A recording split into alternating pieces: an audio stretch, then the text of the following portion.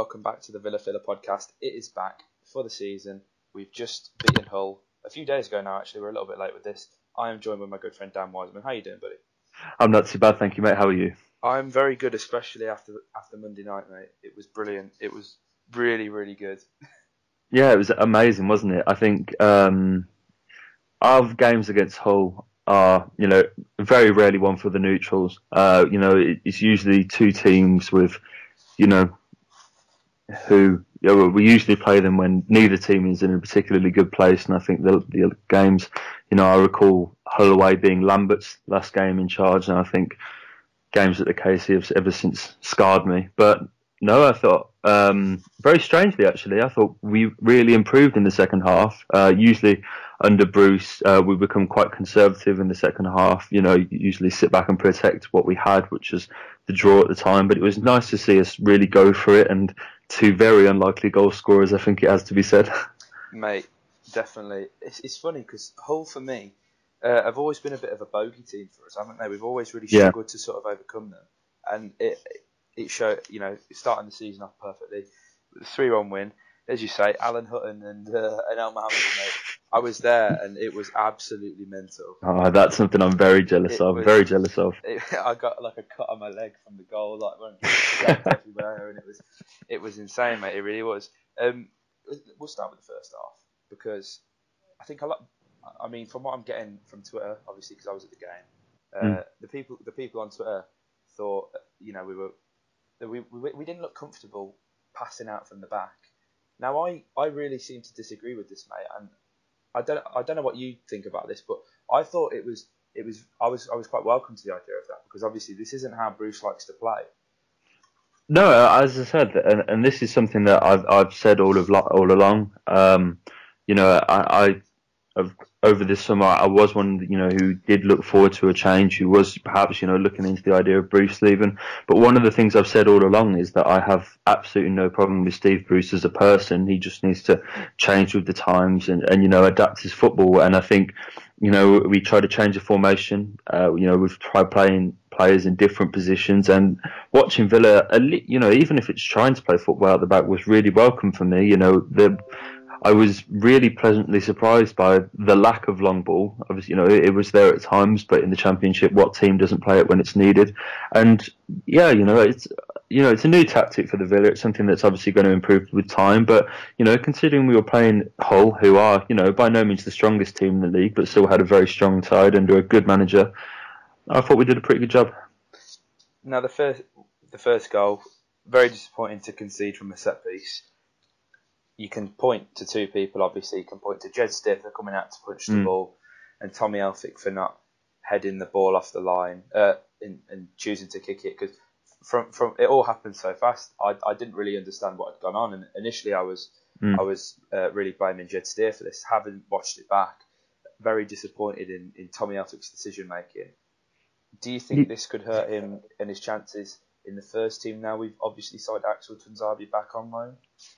Yeah, I think it's one of those where we all saw Tommy Elphick in his first game for Villa.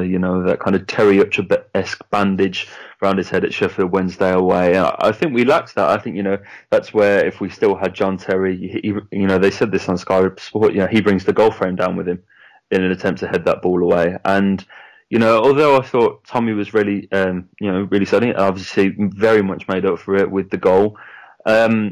I think he's got to be on his toes now. Axel's back because Man United are clearly one of the things they've been mainly looking for in this transfer window is the centre back, and for them to send Axel on loan was a very interesting decision. And so he's going to want to prove himself. He's going to want the minutes because there's certainly proving grounds for him back at Man United. And so I could see that coming back to haunt Tommy, but the goal has definitely helped him. So if he does keep his place in the starting 11, I'm not at all surprised. Of course, immediate atonement for Tommy, scoring like 3 minutes after. Very good header, actually. It's good to. I know, obviously, over the course of last season, we were very good on set pieces, but I think it's fair to say that corners we didn't score a lot from, and if we did, it was James Chester that'd pop up with the goals. I was that surprised, actually. I thought it was James Chester that scored the goal initially, mate, and we were all going mental. I think everyone thought it was James Chester. great for Tommy. Obviously we've got to use what we've got, so it's good to see him getting the time. Does it worry you that we've only got 3 first-team centre-backs now? Yeah, I think at the start of the window, especially when we were, it first came to fruition that we were going to be playing 5 at the back, centre-backs for me were the real position that we needed to buy because we didn't have a lot of cover there. I'm pleased with the signing of Axel, but we've still got to the end of August to sort out some loan deals, and that can be loans with views to purchase at the end of it. So perhaps it's the position in which you would probably expect Villa to make a signing is the defence, whether it be a left back or a centre back. The cover is needed, but as I said, Tommy Elphick's done himself justice. It's great that Chess has stayed. I think that's just as important as Jack's saying. But yeah, I think I'd like to sign another centre back, to say the least. It would certainly make me feel a lot more comfortable, mate, going in. Obviously, as you say, we've got time in the loan market. I'd like to see us use that fairly wisely. One thing that as well I'd like to pick up on, obviously we played the back 5 in pre-season as you just stated. Was this a back 5 on Monday night? Because I really didn't think it was, but I've had people tell me that we definitely set out with 3 centre halves and Hutton was very narrow. What are your thoughts on this formation, mate? Well, when I first saw the team sheet, I think, along with a lot of people, thought it was a 5 back. But then when I saw the team line up on the pitch, Elmo was so high up the pitch, he almost got a nosebleed. So it seemed to say that, he was up on the right wing, which was, again, what I was talking earlier about playing players in new positions. That was one of them. I think it was quite a flexible formation that we selected, and this is where I'll give credit to Steve Bruce, because I think we had the players in the side to make it into a 5 back, if we did come under the cosh.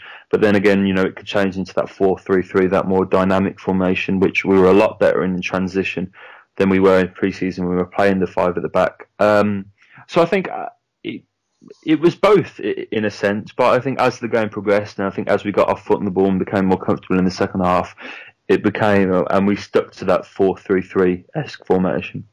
Certainly, mate, and it seemed in the second half that it paid off. Obviously, the man we just spoke about, Al Mohammadi, scored, which was, you know me, mate, I'm a massive Elmo fan. I'm in a minority, but I was going mental. He's not the kind of player who's usually in and amongst the goals, is he? So it's nice to see. He's playing in a different position. Would you be happy to see Elmo play on the right wing throughout the course of the season? Well, I mean, if the first game was anything to go by, why not? I think had it not been for typical Kodja greed, then he could have got himself a second as well. There was that in the first half where he was screaming for one on the right wing.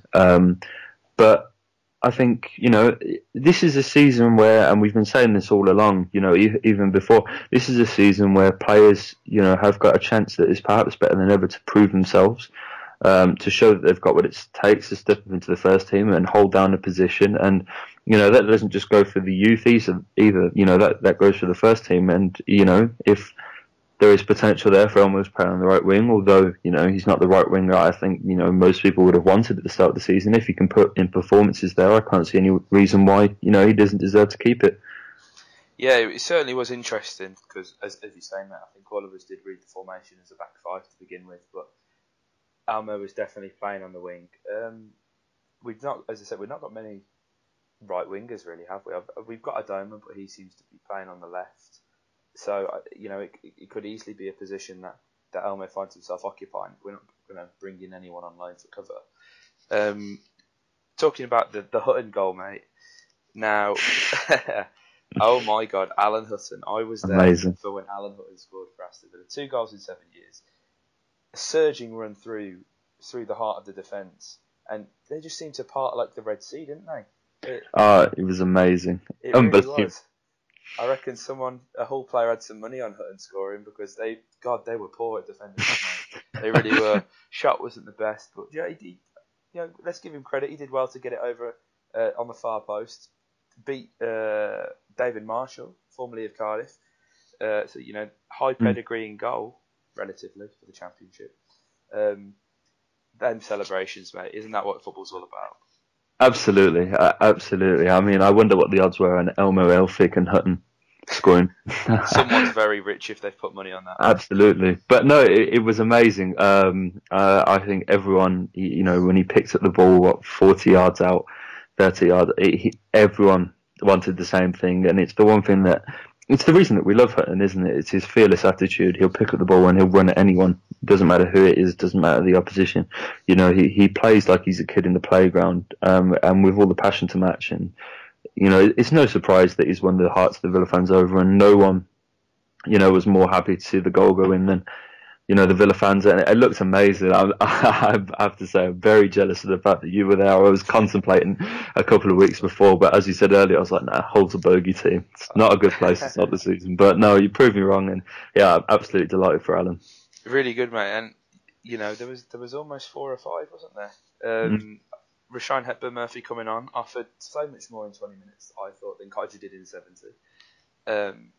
As we talked about, there have been times where Kaiju in that game, we've been in 4-on-4 situations where if he lays the ball off, we are extremely dangerous. They're going to want an extra person back, and I mean, with Bruce at the helm, we're never really sure if the youth are going to get a chance. But if them 20 minutes are to go by, I wouldn't be surprised if we saw Rashawn Hepburn-Murphy for a little bit longer against Wigan on the weekend, mate. Yeah, absolutely, and I understand it's very premature. He had a terrible injury, Kodja, and he was electric before that. But since he's come back, he's had a fair amount of game time, and he hasn't really impressed me. He doesn't look half the player that he was before he got injured, which is a crying shame. But unfortunately, it's an unforgiving league, and there's no time for emotions and sympathy. I think the striking spot is a spot that's really up for grabs because, it doesn't look like, judging on his previous performances, that Kodja is going to be able to hit the same form as he did, in our first season in the Championship. And I really liked the look of Rashawn Hepburn-Murphy. He came on, he plays with that energy that only youth players really have, that, they play with such passion and desire, and that's crucial in this team. And he came on, had a real impact, and I'd like to see a lot more of him because, Keenan Davis has been given his chance, and I think all along it's been known that Hepburn-Murphy is probably the striker with the greater potential. And so I would really like to see him given his spot in the first team. And you look at, this weekend's game against Wigan, a side who, possibly, aren't going to be as high at the table. It's a game which at home you would expect the Villa to win given our performance at the weekend, so maybe it's a good time for him to do just that. Of course, mate. I think Kodja he's been really disappointing since coming back from his injury. I think he must have come back and made 15 appearances, which is still a fair amount, and you'd expect someone to be fairly sharp after that. So, with Hogan injured, Keenan Davis injured as well, I really do think this could be a great opportunity for Hepburn-Murphy. So we'll move on and we'll talk about the game that we've just alluded to. Wigan at the weekend won their first game against Sheffield Wednesday 3-2. Wednesday looked doomed, didn't they, mate? They really did. Yeah. Being the home side, as you say, you'd like to think that Villa would do the job. How do you reckon we're going to line up? Because obviously we have made a fair few signings. We've signed Axel Tuanzebe. We've signed 2 goalkeepers, Moreira and I've forgotten his name now. Oh yeah, Nyland. Nyland, that's the one. You love a Scandinavian, don't you, mate? Absolutely. I'm straight in there with that one. And obviously McGinn from Hibs. Where do you see these guys fitting in? This is probably the hardest question you could have asked me, mate. It's impossible to predict the starting 11 because you typically managers, when they sign players, stick by them. And they'll put them straight into the first team, and I think they deserve that. I'm really excited to see John McGinn, for one, from what I've seen. He was only scoring in Europe last week with Hibs. He had a fantastic season there last season, and you know what? I think the Villa do, deserve great credit for is luring him away from Celtic. I think, I think it was his grandfather was a former Celtic chairman, in fact. Yeah. And so he's one I'm really excited to see, so I hope he gets the nod. But then, the problem is with the performance like we put in the second half, is it right to change a winning side? It's going to be really interesting to see what Bruce goes with. I certainly can't call it. I'd like to see either Nyland or Moreira in goal. I think, it's a bizarre choice to sign 2 goalkeepers, to say the least, because, we've now got 4 in the first team that are capable of starting. Nyland's been given the number 1. I think it was announced earlier today, so perhaps he's going to be first choice this season. So it'd be interesting to see one of those. But in terms of how the exact 11, it really is going to be interesting. It really is, and I can't help but feel a bit hard done by for Jed Steer, because he's been at the club for around 6 years now. Been very unfortunate in injuries, and as you said earlier, mate, now is the time for these fringe players to really leave the mark and become the hero that they can be. And lead us to promotion, obviously. I thought, other than the little calamity with the first goal against Hull on Monday, Jed Steer made some exceptional saves. Yeah, no, he really did. And it's unfortunate, but how many players can we say that for about Villa? That we've signed, that have been there, and just never really had that impact on the first team. I think that was one of the things that this summer was going to be most important for, and it's something that I've mentioned to you previously, is, the outs. We have these. Jed Steer is just an example of one of many, many fringe players that are on the books at Aston Villa that are just propping up the wages, costing the club, and it just seems sensible for all parties involved. And I know a large squad is important in the Championship because of the amount of games, but, surely when you've got 4 goalkeepers, as I was saying, it makes sense to lose one, but it remains to be seen. And it's a shame for Jed that he had to make the mistake, because I feel like that's what will be remembered and taken away by most fans from the game. But his one-on-ones were exceptional. He made a few crucial saves, and the scoreline, although we conceded, having just the 1 goal put past us, was largely down to some fantastic goalkeeping by Steer. 100%. I think if it wasn't for anyone that has a bit more quality than Fraser Campbell, he cut through us quite easily, didn't he? But it's important that he's made these saves. And whilst I would like to see Moreira, I do also feel a bit sorry for Moreira actually coming in on the loan deal, and then no less than a week later having a permanent transfer coming for a goalkeeper. Seems like there's been a bit of conflict between Bruce and Mendes here almost. Yeah, I know he said that that he gets the final say, but this almost seems like an authoritative stamp on Aston Villa. Yeah, I think I've looked into both goalkeepers, and Moreira, had a fantastic loan spell. He's been loaned out many, many times. It's a similar situation to what Johnston is at Manchester United in that sense. He's been at Atletico Madrid since 2014, and he's had, Villa will be his 6th loan in that period. But he was on loan at Belenenses in the Portuguese league last year, and apparently he was outstanding there. But Nyland, has played almost 50 times for Ingolstadt in the Bundesliga. Been capped 27 times by Norway. Seems to be the first choice goalkeeper there. So, if out of the 2, you would expect Nyland, not just in his shirt number, but to be the number 1 on the team sheet. Bruce, he really got touchy, didn't he? You don't often see him get agitated, but he didn't like the whole Mendes rumour. He rubbished it, and it was unusual to see him get quite agitated by that. He rubbished the rumours completely, but his anger would seem to suggest that there is perhaps some truth there. Again, it's unfortunate, but it's competition. Who knows who can end up being the number 1? We've got 4 fantastic goalkeepers to choose from. I think most would get into pretty much any squad in the league. So I am really excited to see the development there. It's going to be really hard to fill the boots of Sam Johnston. He was a fantastic goalkeeper, and it is a little bit hard to see him line up for baggies, but we've got to move on. We've got these 2 new goalkeepers come in, and if we back them, I'm pretty sure they're young. They could turn into something just as good. And we've still got Mark Bunn, of course. Absolutely. Big man Bunn. What's interesting about the McGill signing, mate, is how many midfielders we have at the club. Because interestingly, I know Gary Gardner has actually just gone to Blues. Just in the photo confirmation on his Instagram of him holding the shirt, it makes me feel sick. But Milo Jedinak wasn't involved in the squad on Monday, which does make me wonder what's going on, because he's a Bruce favourite, isn't he? Yeah, that was one I was really surprised by. Bruce has never been one, as much as it pains both you and I, Dan. Burke here has never been a favourite of Bruce's. He's clueless, mate. Yeah, it was surprising that he got the nod ahead of Mile.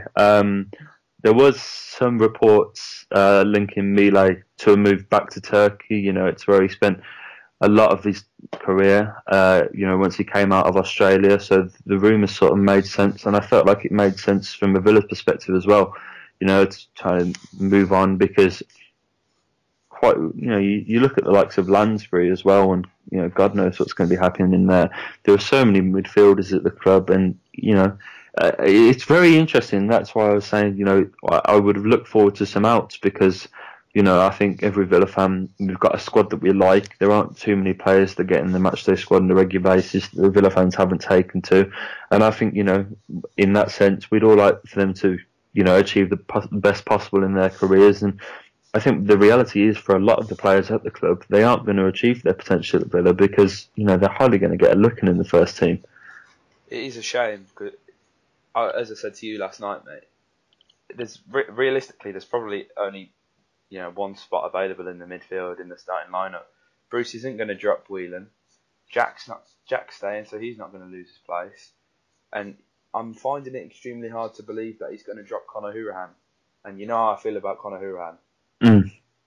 Well, I'm not sure where it all fits in, really, John McGinn. It's a fantastic signing, as I was saying. But again, it's a very confusing one. I don't know, because we signed McGinn. I don't know. He's a very attacking midfielder. So I don't know how much hope we perhaps had at the time of keeping on to Grealish. I don't know if there's any links there. But the fact that we've got McGinn suggests that perhaps Hourihane is going to be dropped, because although he might not come in straight into the first team for his first game, you would expect a player of McGinn's capabilities, who's been hailed as a club legend by Hibs fans. It's a similar situation. It seems to be their Grealish in a sense. Yeah. That they seem absolutely devastated to be losing him, and I'm really excited to see his qualities. And so you would expect him to be given the nod in the first team. Quite whether that spells the end for Connor, or who. Fingers crossed it might be Wheelo, because God knows how long we can keep playing him for. But even he was fantastic. So it really is going to be a tough one. I keep saying, how interesting it's going to be to see the team against Wigan. But, if we pick it right, I have, every confidence that this Villa team could, might just be as good as last year's. Interesting you say that, mate, because obviously we've lost a spine that in Johnston, Terry. You could also argue Graben, because he's one that split the fans' opinions, but he did score 7 goals for Villa. People forget that he scored some very important goals. We've gone for 2 keepers instead of 1.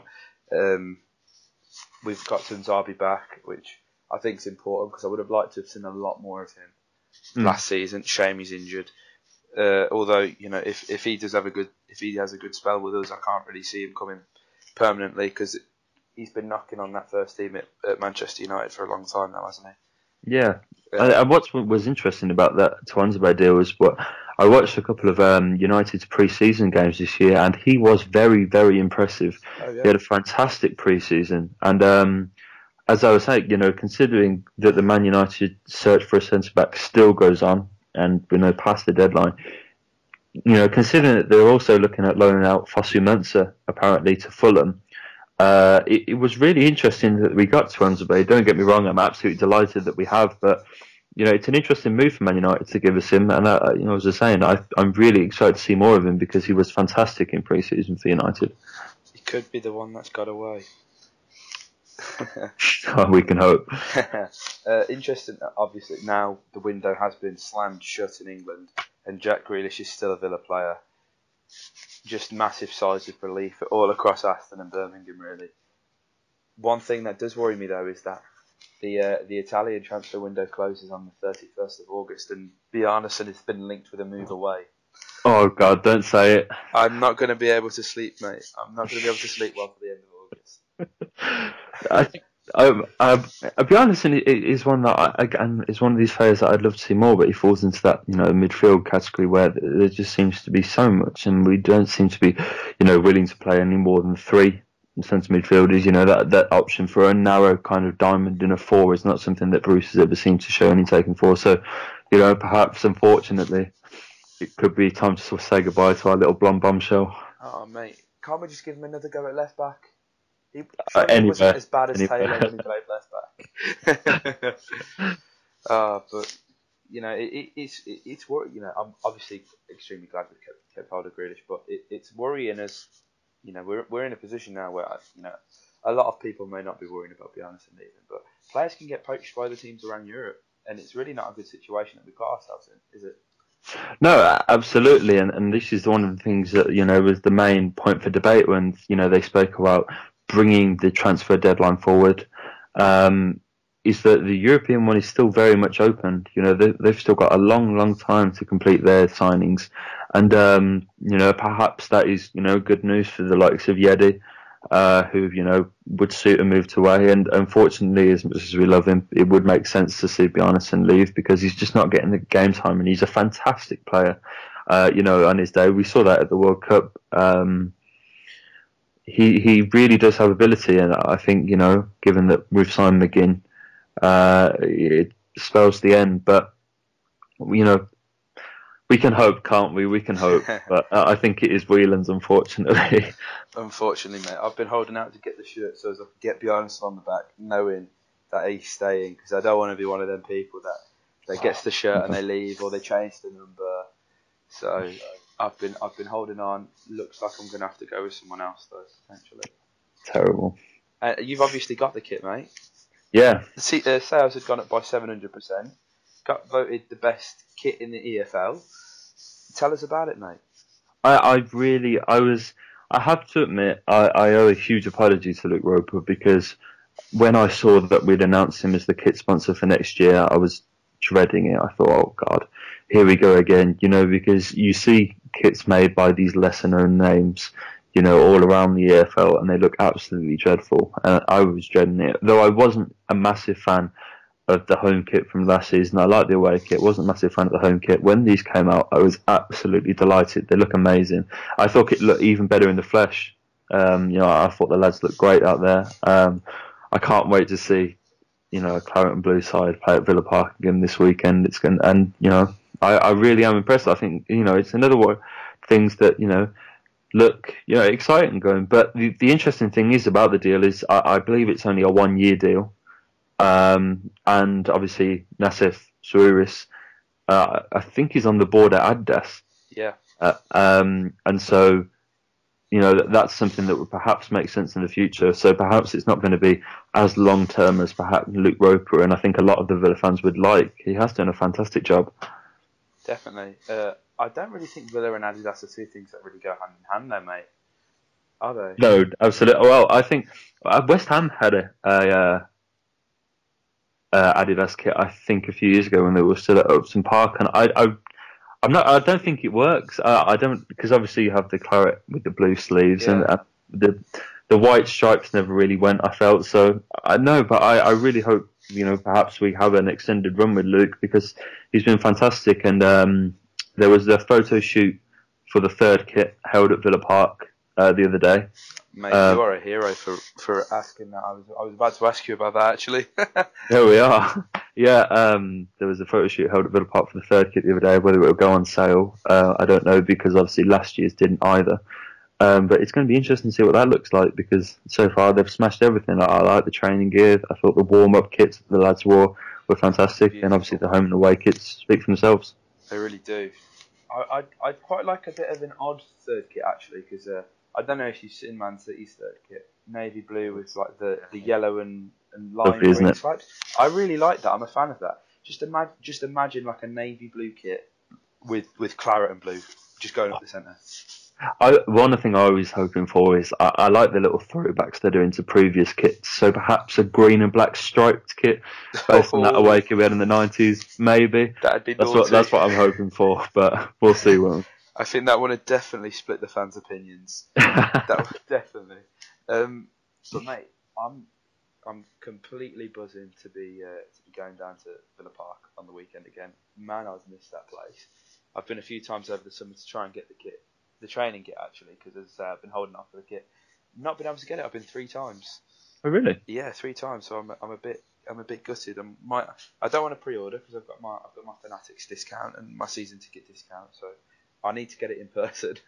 It's been a bit tight, but try again on Saturday perhaps. Hopefully, yeah, mate. But no, I'm really looking forward to the season. After the summer that we've endured, to finally have some really positive news, it's just amazing, mate, isn't it?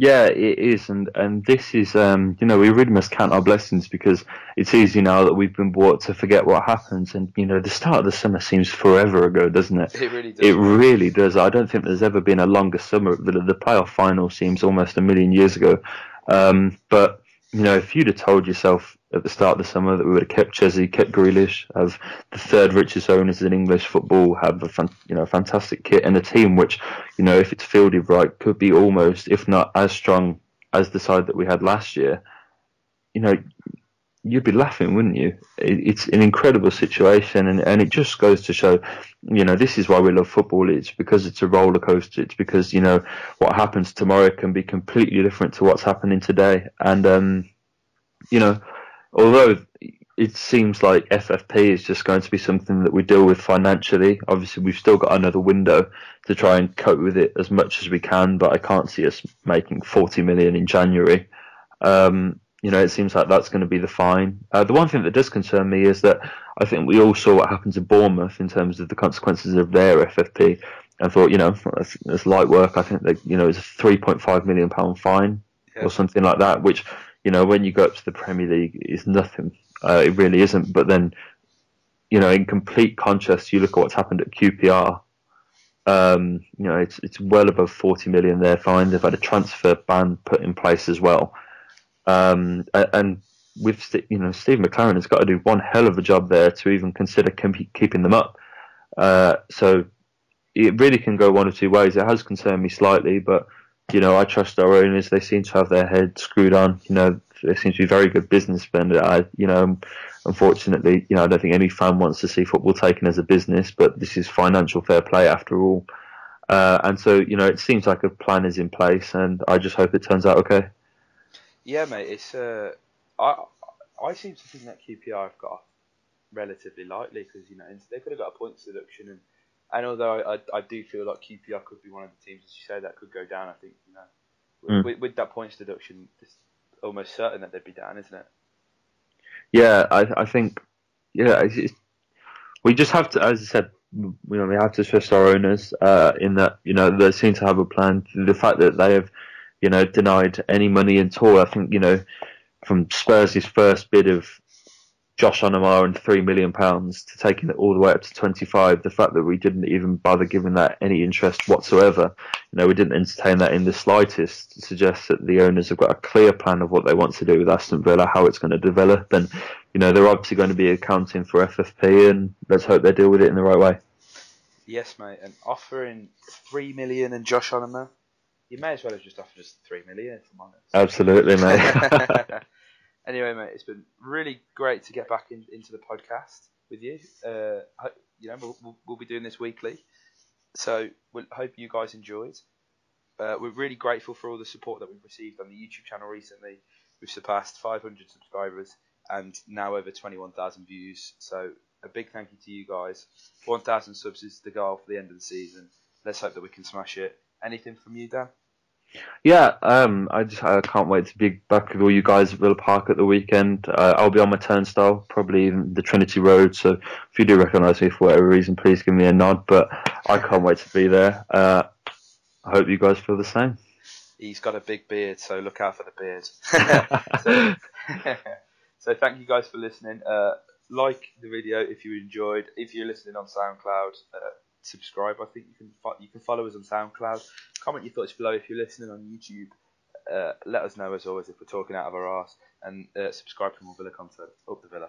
He will run 500 miles and he will slide 500